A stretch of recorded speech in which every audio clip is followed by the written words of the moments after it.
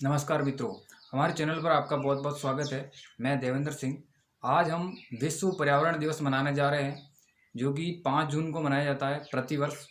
इसी का एक ही उद्देश्य है कि सभी लोगों में जागरूकता पैदा करना और पर्यावरण के प्रति अपने प्यार और अपने स्नेह और अपने मातृत्व के भाव के हिसाब से लोगों को जागरूक करना है कि अपनी धरती को कैसे बचाना है। इसी के साथ पर्यावरण को किस तरह से सुरक्षित करना है।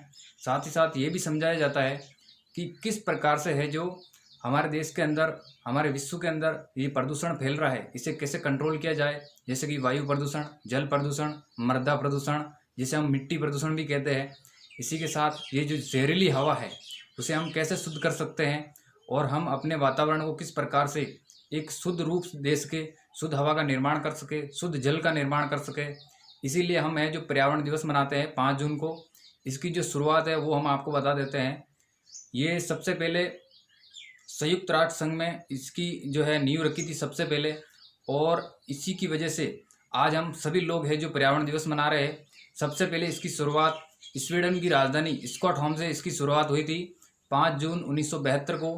और उस समय जब इसका सम्मेलन हुआ था, तब उस समय 199 देशों ने इसमें हिस्सा लिया था, जिसमें हमारा देश भी शामिल था।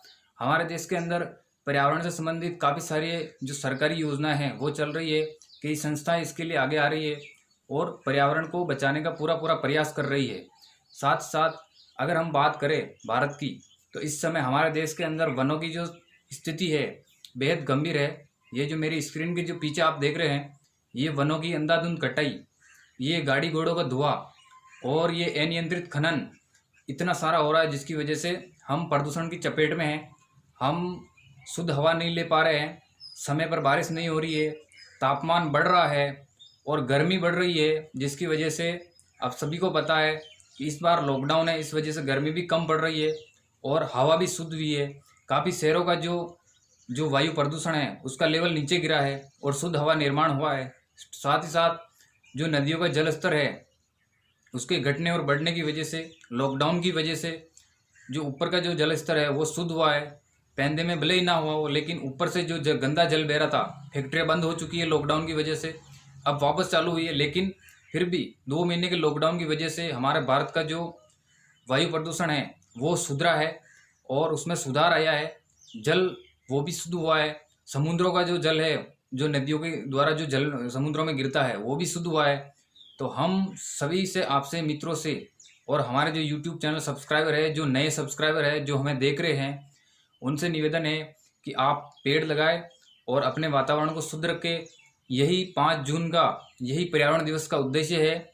और जो संयुक्त राष्ट्र संघ है, उन्होंने सन 1972 में इसकी है जो नींव रखी 5 जून को, और पूरे विश्व के अंदर ये संदेश फैला रहे हैं, या हम भी फैला रहे हैं कि भाई आप एक पेड़ अवश्य लगाएं, और ज़्यादा नहीं, एक पेड़ तो लगाना ही चाहिए। इसी के साथ आपको जल को भी बचाना होगा। इसी के साथ आपको मृदा प्रदूषण को भी कम करना होगा, प्लास्टिक का यूज़ कम करना होगा। साथ ही साथ कचरा पात्र है जो कचरा पात्र में ही डालना होगा, सड़कों पे उसको ना फेंकना होगा। और हमारे पशुओं को भी बचाना होगा, क्योंकि अगर हम कचरा डालते हैं तो वो है जो पशु है जो हमारा खा जाते हैं कचरा, और उसकी वजह से उनकी मृत्यु हो जाती है अल्पकालीन में। ये हमारे लिए बहुत गंभीर स्थिति है। तो 5 जून का एक ही उद्देश्य है हमारी ओर से कि आप चिड़ियाओं के लिए पानी का है जो वो एक टोकरी में रख के आप है जो उनकी सेवा कर सकते हैं। गायों, पशुओं के लिए, भैंसों के लिए या बैलों के लिए आप है जो कुंडी का निर्माण कर सकते हैं। साथ ही साथ आप पेड़ भी लगा सकते हैं और लोगों को छाया दे सकते हैं और अच्छी सेवा कर सकते हैं, अच्छी मानव सेवा कर सकते हैं। इसी का यही एक उद्देश्य है। सरकार को इसके लिए क्या करना चाहिए वो भी हम बता देते हैं।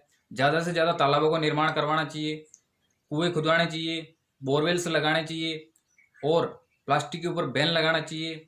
साथ ही साथ जो भी कचरा पात्र सड़कों पे फैलाते हैं उनके ऊपर कार्रवाई करनी चाहिए। हर ग्राम पंचायत स्तर पर, हर शहर, हर नगर निकाय, हर नगर निगम के अंदर कचरा पात्र की उचित व्यवस्था होनी चाहिए। साथ ही साथ नदी जो नाले होते हैं वो गंदे नाले, उनकी सफाई समय समय पर होनी चाहिए। साथ ही साथ सड़कों की अच्छी देख रेख और अच्छी व्यवस्था होनी चाहिए। और इसी के साथ जो जल प्रदूषण है हमारा, उसको भी कंट्रोल में करना चाहिए। और इसी के साथ सबसे ज़्यादा जो समस्या आती है वो है हवा की। कई शहरों में अपन देखते हैं कि हवा शुद्ध नहीं होती है और वहाँ का जो प्रदूषण इतना खतरनाक होता है कि कपड़ा बांधना पड़ता है।